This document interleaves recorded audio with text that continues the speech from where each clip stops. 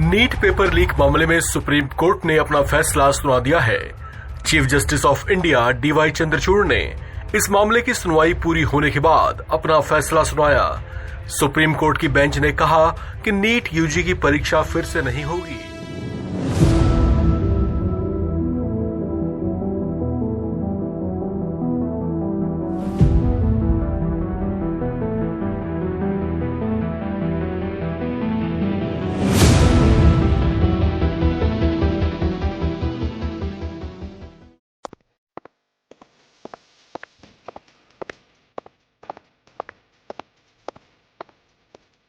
অনেক দিনের দীর্ঘ মানসিক চিন্তার পর কাউন্সেলিং ফাইনালি শেষ। এসে পৌঁছেছে সে মেডিকেল কলেজে। চোখে তার অনেক স্বপ্ন, ভালো ডাক্তার হবে, মানুষের চিকিৎসা করবে। তার থেকেও বড় কথা হলো একটা এত বড় জায়গায় এসে পৌঁছেছে। এখানে নতুন বন্ধু বানাবে, তাদের সাথে অনেক বই হুল্লোড় হাসি ঠাট্টা করবে। এই স্বপ্ন চোখে নিয়েই শুরু হলো তার জীবনের নতুন এক অধ্যায়।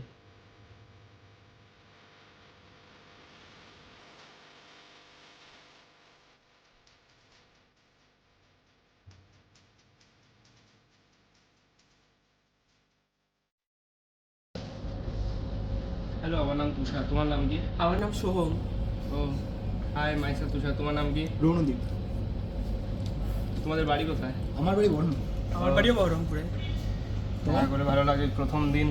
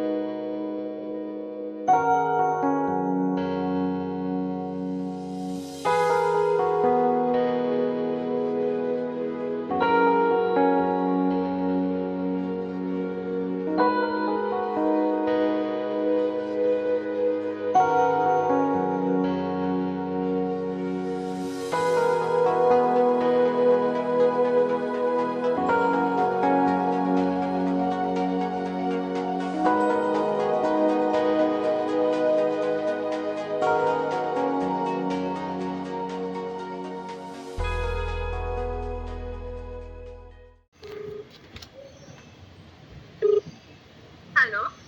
হ্যালো। কিরে, কেমন হলো কলেজ? ভালোই হলো, প্রথম দিন তো একটা নতুন এক্সপিরিয়েন্স পেলাম। ও, কারোর সাথে বন্ধুত্ব হলো?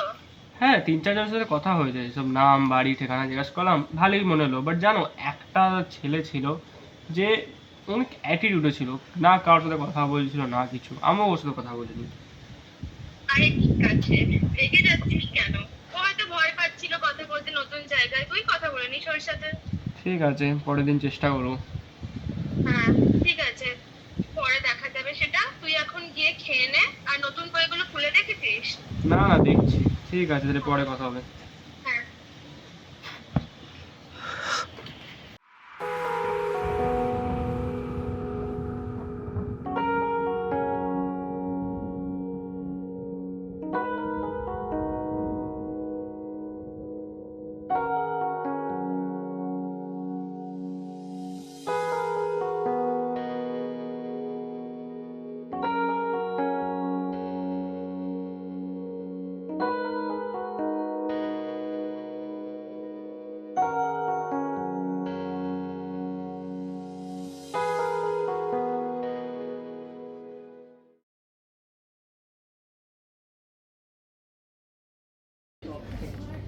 টেকনো ক্যামেরাস বেটার, কিন্তু এবছর ব্যাপারটা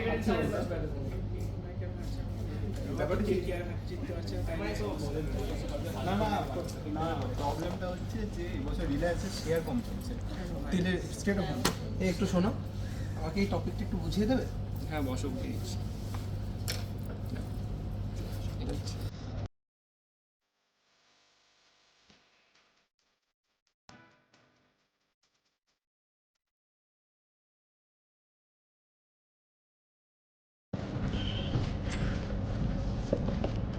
হাই, তোকে প্রথম দিন দেখলাম যে কারোর সাথে কথাবার্তা বলছিলিস না কেন?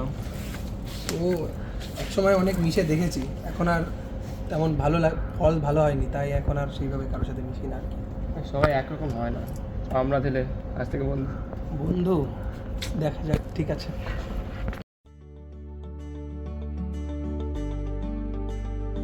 আর এভাবেই ওদের মধ্যে কথা শুরু হলো। একসময় যে তুষার ভেবেছিল অপূর্বর সঙ্গে কথা বলবে না, সেই তুষারেরই এখন অন্তরঙ্গ বন্ধু হলো অপূর্ব। কিন্তু বিধাতার কি অদ্ভুত পরিহাস, ওদের এই অন্তরঙ্গ বন্ধুত্বে পড়ল এক শকুনির নজর।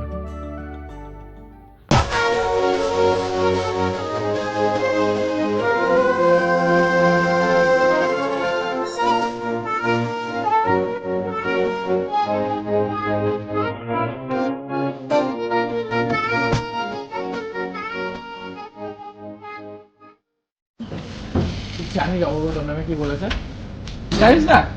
আমাকে সেদিনকে এসে বলছে যে তুষার এমন একটা ফালতু বোকা ছেলে, মানে কি বলবো, ওকে ম্যানিপুলেট করা খুব সোজা, নিজের কোনো আরে সত্যি বলছি যে সব লোকের জিজ্ঞেস করে আমি তোকে নিয়ে ভালোই খেলছি, এবার ওকে নিয়ে কি যে করবো নিজেও ভাবতে পারছে না। সত্যি করে বলেছে এরকম। আমরা হতে পারি আরে আমি বলছি সত্যি এরকমই বলেছে। তুই আমার ভালো বন্ধু, তুই ওর সাথে। আরে ভাই ঠিক আছে, সেটা বড় ব্যাপার না, কিন্তু দেখ তুই অপূর্বর সাথে মিশবি কি মিশবি না।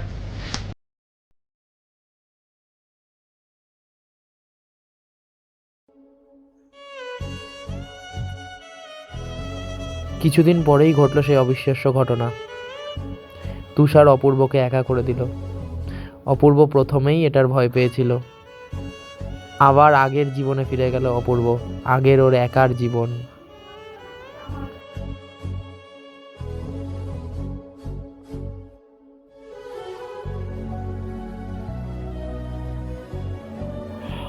অনেকদিন বাড়িতে একা সময় কাটালো অপূর্ব। মনে পড়ছে তার পুরনো দিনগুলো। ভাবছে একবার তুষারের কাছে যাবে কিনা, কী বা বলবে গিয়ে। তুষার তো আর কথা বলে না ওর সাথে, ওকে পছন্দও করে না।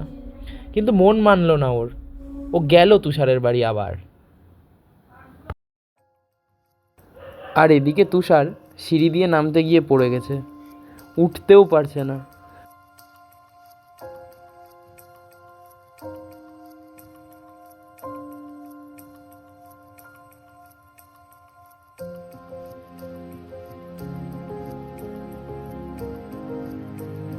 নিজের সব বন্ধুদের ফোন করলো সে, কিন্তু কেউ ফোনটাও ধরছে না তার। এমন সময় ও হঠাৎ একটা গলার স্বর শুনতে পেল। ওই তুষার, তুষার! কে অপূর্ব, একটু ওপরে আসিস তো প্লিজ।